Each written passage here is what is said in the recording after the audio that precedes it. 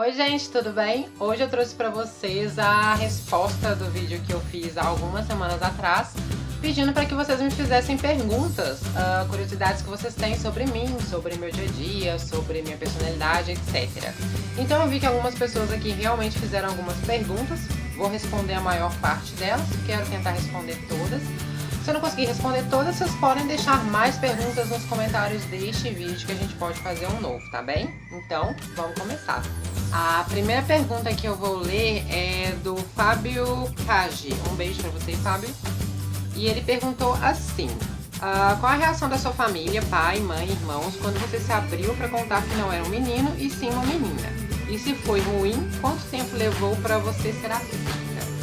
Então, eu não contei pra todo mundo de uma vez. Como eu já abordei isso aqui no canal algumas vezes, foi um processo lento, foi um processo que se desenvolveu desde quando eu nasci, basicamente, mas assim, o meu despertar da minha consciência sobre a minha identidade de gênero, etc., e também eu colocar isso pra fora foi uma coisa mais lenta. Então eu comecei com uma tia, depois a minha mãe ficou sabendo, depois meu irmão ficou sabendo, aos poucos meu pai também ficou sabendo, então foi tudo muito gradual, não foi tudo de uma vez. A princípio teve sim conflitos, como é de se esperar mesmo, ainda mais na nossa sociedade, né, na forma como a gente é criado, mas eu posso dizer que hoje em dia eu tenho assim, um equilíbrio muito saudável com relação a isso, mas não foi tudo de uma vez e não foi um mar de rosas. Assim, com exceção da minha mãe, que sempre foi uma pessoa que apoiou demais, foi basicamente isso, foi uma coisa assim gradativa e com o tempo foi ficando melhor. O Leonardo Oliveira comentou: Priscila, você está cada vez mais linda, cada vez mais gatinha, com 3 exclamações. Não é uma pergunta, mas eu gostei, então obrigada, Leonardo, um beijo. O Thiago da Silva me perguntou: com qual hormônio você começou? Beijos, linda, acompanho você desde sempre. Thiago, um beijo pra você. Muito obrigada pelo carinho. Como eu mostrei, aliás, o vídeo que eu tenho no canal sobre minha terapia hormonal, ele já era uma terapia que eu fiz assim alguns anos depois que eu comecei. O hormônio que eu comecei a utilizar mesmo bem no começo da transição foi a Pirilotan, e eu conjugava ela com a espironolactona. Mas como eu endosso sempre em todos os meus vídeos, eu não aconselho a automedicação. E eu não aconselho ninguém a utilizar o que eu utilizo. Procurem um endócrino para poder fazer tudo direitinho, tá bem? A Débora Bertolucci me perguntou: você é praticante de alguma religião? Qual é a sua opinião sobre o cristianismo no Brasil? Um beijo. Um beijo para você também, Débora. Obrigada pelo comentário. Eu gostei muito da sua pergunta. Então, vamos começar. Você é praticante de alguma religião? Não. Para ser bem sincera, eu não pratico nenhuma religião assiduamente. E eu acredito que o cristianismo, no geral, se a gente for colocar catolicismo, espiritismo e as pessoas evangélicas, eu acho que é uma coisa que está muito entranhada na sociedade, principalmente na sociedade brasileira. E eu vejo que isso em vários pontos não é saudável para a sociedade em geral. Principalmente quando a gente percebe que a igreja tenta invadir o espaço da política. A gente sabe que são coisas que, para a gente ter uma sociedade mais coesa, mais coerente, mais sadia, a gente não pode misturar essas duas coisas. Então eu acho que até certo ponto o cristianismo ele pode ser sim um pouco prejudicial no nosso país. Essa é minha opinião pessoal.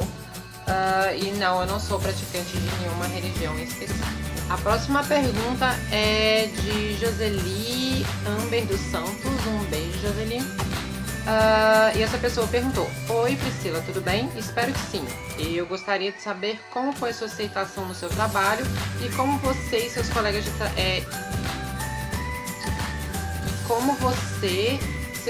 trabalho. Acredito que é como eu lido com meus colegas de trabalho.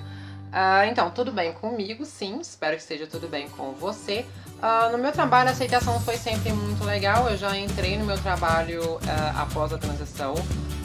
Então, todo mundo sempre conheceu minha identidade de gênero desde o processo seletivo até então. Sempre tive um apoio muito legal, um respeito muito grande. É claro que às vezes pode haver algum conflito, ou o santo da gente pode não bater muito bem com algumas pessoas que possam vir a ser mais resistentes com relação à aceitação, essas coisas. Mas como a gente está num ambiente corporativo de trabalho, o pessoal que é mais maduro leva muito em consideração valorizar o trabalho. não se deixar levar por uma questão de princípios que seja distorcida. Então, por mais que você não aceite a forma como o outro lida, no ambiente de trabalho é mais difícil você deixar isso passar por cima da sua ética profissional. E eu vejo isso muito no meu trabalho. Eu não tenho muitos conflitos durante o meu dia a dia. Então, a minha relação, eu posso dizer que é bem saudável no ambiente de trabalho. A próxima pergunta é da Ju Fernandes. Qual sua TH? Para quem não sabe, TH é abreviação para terapia hormonal. Onde você trabalha e como conseguiu? Fala do seu dia de trabalho, o que faz. Beijos, linda. Sou dona da página I Am Trans. Ju Fernandes, muito obrigada pelo seu comentário. Um beijão pra você. Adoro sua página, eu curto ela, eu acompanho a sua página no Face, eu acho incrível. Então vamos lá responder a sua pergunta. A minha terapia hormonal, no momento, eu estou utilizando o acetato de ciproterona como antiandrógeno e estou utilizando o Natifa como o hormônio, como a progesterona ou o estrogênio, enfim. Estou utilizando os dois porque eu utilizei o Diane por um tempo que eu até gostava, mas o Diane ele traz muitos riscos para a saúde.